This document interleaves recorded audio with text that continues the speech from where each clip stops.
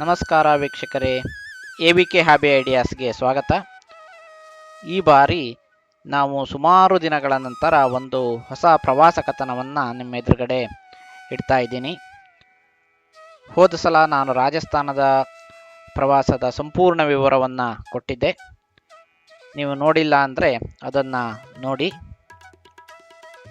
ಈ ಬಾರಿ ನಾವು ಹೋಗ್ತಾ ಇರೋದು ಹಿಮಾಲಯದ ತಪ್ಪಲಿಗೆ.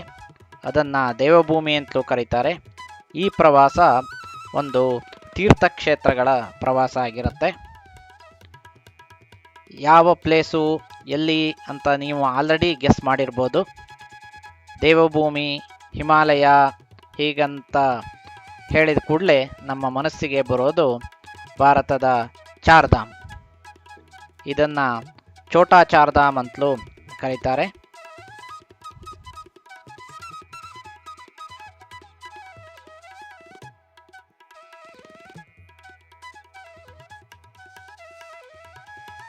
ನಮ್ಮ ಇಡೀ ಭಾರತದ ಚಾರ್ಧಾಮ್ ತೀರ್ಥಗಳು ಯಾವುದಪ್ಪ ಅಂದರೆ ಉತ್ತರದ ಬದರಿನಾಥ್, ದಕ್ಷಿಣದ ರಾಮೇಶ್ವರಂ, ಪೂರ್ವದ ಪುರಿ, ಪಶ್ಚಿಮದ ದ್ವಾರಕ. ಇದನ್ನು ಭಾರತದ ಪ್ರಮುಖ ಚಾರ್ಧಾಮ್ ಅಂತ ಕರೀತಾರೆ.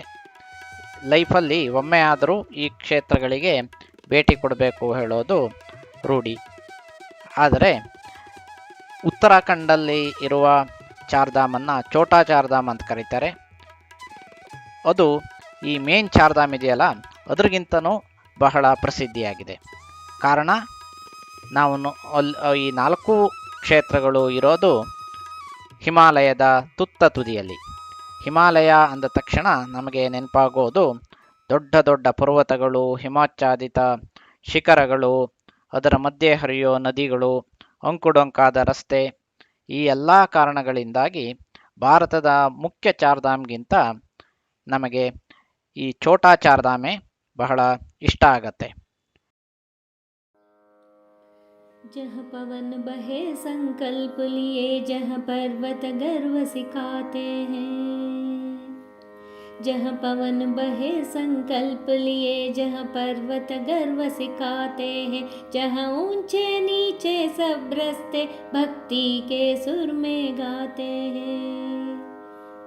उस देव भूमि के ध्यान से मैं धन्य धन्य हो जाती हूँ।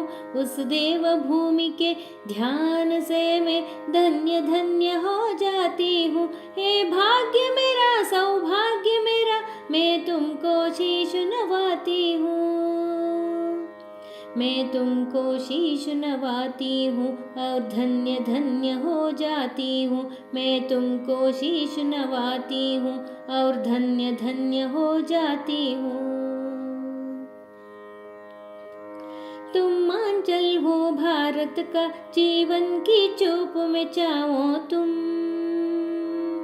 तुम मांचल हो भारत का, जीवन की चूप में चाहो तुम।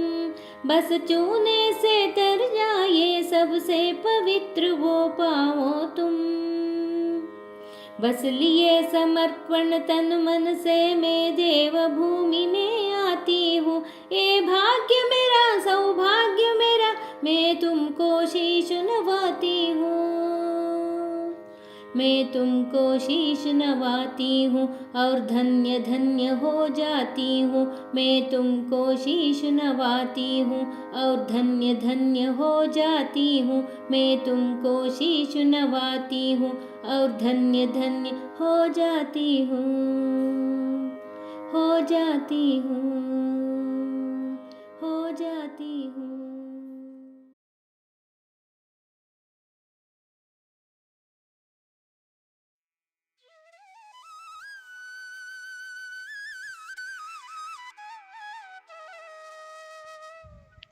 ಈ ವಿಡಿಯೋ ಇದೆಯಲ್ಲ, ಇದು ನಮ್ಮ ಎಂಟೈರ್ ವಿಡಿಯೋ ಸೀರೀಸನ್ನು ಪೀಠಿಕೆ ಅಥವಾ ಇಂಟ್ರೊಡಕ್ಷನ್ ವಿಡಿಯೋ ಆಗಿರುತ್ತೆ. ಇದರಲ್ಲಿ ಛೋಟಾ ಚಾರ್ಧಾಮ್ ಬಗ್ಗೆ ಸ್ವಲ್ಪ ಮಾಹಿತಿ ಕೊಡ್ತಾ ಇದ್ದೀನಿ ಅಷ್ಟೇ. ಮುಂದಿನ ವಿಡಿಯೋಗಳಲ್ಲಿ ಪ್ರತಿಯೊಂದು ಧಾಮ್ನ ವಿಶೇಷ ಮತ್ತು ಅಲ್ಲಿಯ ದೃಶ್ಯಗಳು ಹೇಗಿರುತ್ತೆ ಹೇಳೋದನ್ನು ಬೇರೆ ಬೇರೆ ವಿಡಿಯೋದಲ್ಲಿ ತೋರಿಸ್ತೀನಿ. ಅಷ್ಟೇ ಅಲ್ಲ, ಇಡೀ ಪ್ರವಾಸವನ್ನು ನಾವು ಯಾವ ರೀತಿ ಪ್ಲಾನ್ ಮಾಡಬೇಕು, ಏನು ಮಾಡಬೇಕು, ಏನು ಮಾಡಬಾರ್ದು, ಏನು ಮಿಸ್ಟೇಕ್ ನಾವು ಮಾಡಿದ್ವಿ, ಮತ್ತು ಯಾವ ಥರ ಓಡಾಡಬೇಕು, ಖರ್ಚು ವೆಚ್ಚ ಎಷ್ಟು ಬರುತ್ತೆ, ಎಲ್ಲ ಮಾಹಿತಿಯನ್ನು ನಿಮಗೆ ಕೊಡ್ತಾ ಇದ್ದೀನಿ.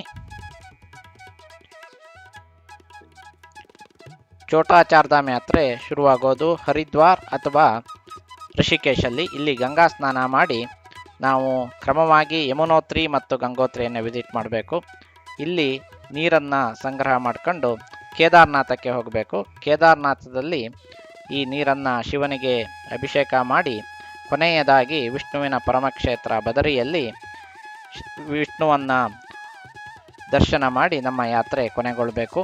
ಬರುವಾಗ ಪಂಚ ಪ್ರಯಾಗಗಳು ಅಂದರೆ ಸಂಗಮ ಕ್ಷೇತ್ರಗಳು, ಅದನ್ನು ದರ್ಶನ ಮಾಡಿಕೊಂಡು ನಾವು ಕೊನೆಯದಾಗಿ ಮತ್ತೆ ಹರಿದ್ವಾರ ಋಷಿಕೇಶಕ್ಕೆ ಬಂದರೆ ನಮ್ಮ ಛೋಟಾ ಚಾರ್ಧಾಮ್ ಯಾತ್ರೆ ಮುಗಿಯುತ್ತೆ.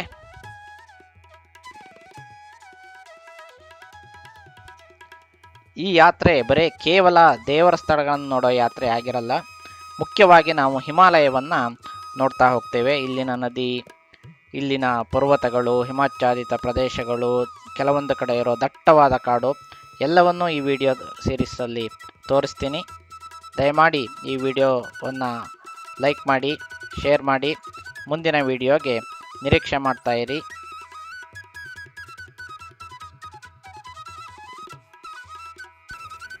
ಈ ವಿಡಿಯೋಗೆ ಸುಶ್ರಾವ್ಯವಾಗಿ ಉತ್ತರಾಖಂಡ್ ಟೂರಿಸಮ್ನ ಪ್ರೋಮೋ ಸಾಂಗನ್ನು ಹೇಳಿರುವಂಥ ಶ್ರೀಮತಿ ಸುಜಾತಾ ಪರಮೇಶ್ವರ್ ಅವರಿಗೆ ವಂದನೆಗಳು.